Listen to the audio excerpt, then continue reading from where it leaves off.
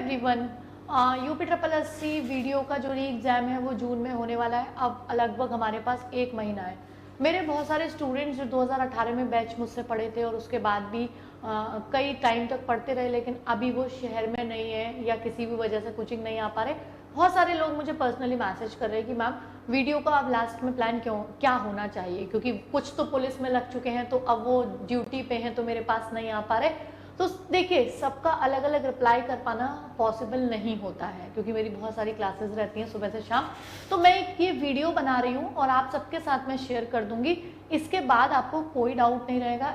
जैसे मैंने आपको पुलिस में किया था गाइड, जब आपका पुलिस का एग्जाम था, और अभी भी आपका एग्जाम है, या पुलिस में जो नहीं लगे हुए हैं और अदर ड्यूटीज पे या बाहर हैं कहीं भी, उन सब के लिए, और अदर भी जो यूट्यूब पर मुझे फॉलो कर रहे हैं उन सब के लिए मैं एक प्लान लेके आई हूँ, बहुत ही सटीक और बहुत ही एनालिसिस के बाद। लास्ट ईयर के पेपर के जो आया था लास्ट टाइम, उसको एनालिसिस के बाद मैं एक प्लान शेयर कर रही हूँ, ठीक है ना। आप इसको फॉलो करिए। अब ये नहीं कि 100% इसी को करिए, बट ये आपके लिए बहुत हेल्पफुल रहेगा। देखिए, अभी क्या करना है, अभी आपको मान लीजिए 1 महीना 30 दिन रह गए हैं, तो पहले से 5वें दिन तक 5 दिन तक आप क्या करिए, अपने वीक टॉपिक्स पे काम करिए। वो वीक टॉपिक आपको जो भी लग रहा हो, अब इतना तो होगा कि आपको ये तो पता होगा कि आपको कौन से पॉइंट पे गलती हो रही है और कहाँ आप ज्यादा गलतियां कर रहे हो किस टॉपिक में। तो सबसे पहले स्टार्टिंग के 5 दिन अपने वीक टॉपिक्स पे काम करिए, कुछ मत करिए, क्योंकि उनको सुधारना बहुत ज्यादा जरूरी है। वो लास्ट टाइम में नहीं सुधरेंगे। अगर अभी सुधर गए तो कॉन्फिडेंस भी आ जाएगा, नहीं सुधरे तो वो कॉन्फिडेंस खराब कर देंगे लास्ट टाइम में। तो अपने वीक टॉपिक्स के बाद फिर मैं कुछ टॉपिक सजेस्ट कर रही हूँ। 2018 के वीडियो री एग्जाम में जो पेपर आया था उसमें जो मेजर टॉपिक थे, जिन्होंने टाइम भी लिया, सॉल्व भी नहीं हुए क्योंकि अंडर प्रैक्टिस थे, तो उन टॉपिक्स में से मैं आपको बात कर रही हूँ 6 से 10। अगले 6 से 10 दिन तक आपको कौन से टॉपिक करने हैं, लाइक पजल का टॉपिक था, जिसमें आप मान लीजिए कोई फ्लोर बेस्ड पजल है, जैसे जो मंजिल वाली आ जाती है ना। डे बेस्ड पजल है, जैसे इतने इतने दिन, है ना। और आ जाता है जैसे मान लीजिए कि 3 संस्थान में 8 लोग पढ़ते हैं, कम से कम 3 लोग, 2 में मतलब 1 में 2 लोग पढ़ते हैं। इस तरीके की जो डबल बेस्ड पजल आ जाती है कि आपको 2-2 3-3 सेट करना है, कौन सा संस्थान में पढ़ता है, किसका नाम क्या है। तो इस तरीके की पजल्स को सॉल्व करिए।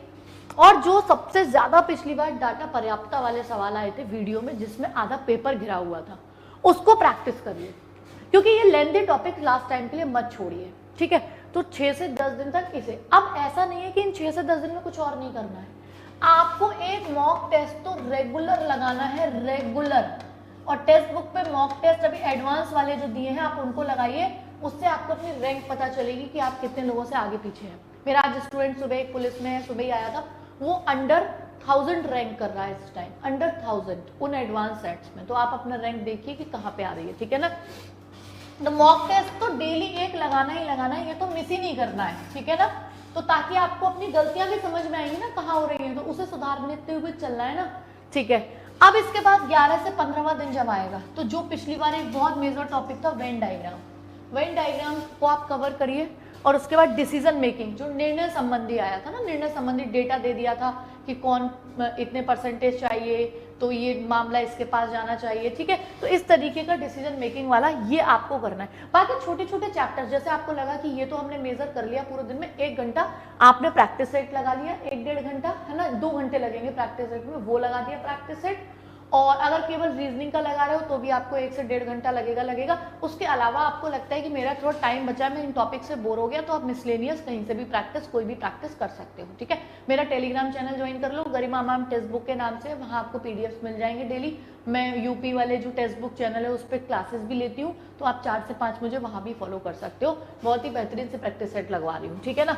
चलिए, उसके बाद 16 से 20, अब जो 20वां दिन आएगा 16 से 20 दिन तक आपको ये major topic dice, cube, calendar, clock, इन चारों टॉपिक्स को एक बार रिवाइज करना है, क्योंकि बड़े से टॉपिक हो जाते हैं। ऐसा दिशा दूरी रिलेशन नहीं है कि 2 घंटे में रिवाइज हो जाएंगे। इनके कॉन्सेप्ट्स हैं, एक एक कॉन्सेप्ट को आपको देखना पड़ेगा, तो एक बार फिर इन्हें रिवाइज कर लीजिए।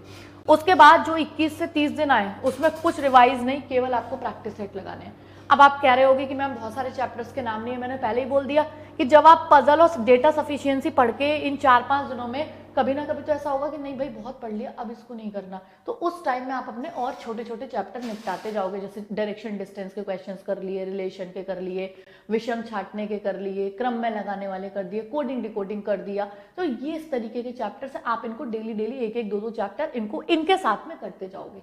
ये वो चैप्टर्स है जिन्होंने पिछली बार वीडियो में स्टूडेंट्स को परेशान किया था, जो लेंदी आए थे। मैंने आपको उन चैप्टर का एक क्रम बता दिया है कि ऐसे चलिए, जो सबसे लेंदी है उनको ऊपर ऊपर इस तरीके से, क्योंकि जो लेंदी वाले हैं उनको पहले निपटा दीजिए।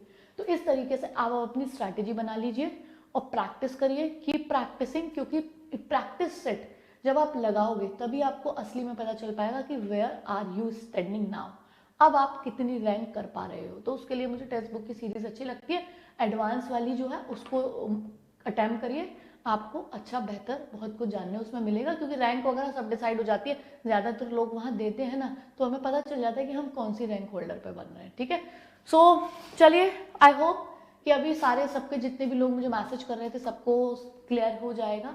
एंड अगर अब भी कोई दिक्कत हो तो आप मुझसे डायरेक्टली कांटेक्ट कर सकते हो बच्चों। ठीक है, चलिए टेक केयर, ध्यान रखिए अपना और पढ़ते रहिए।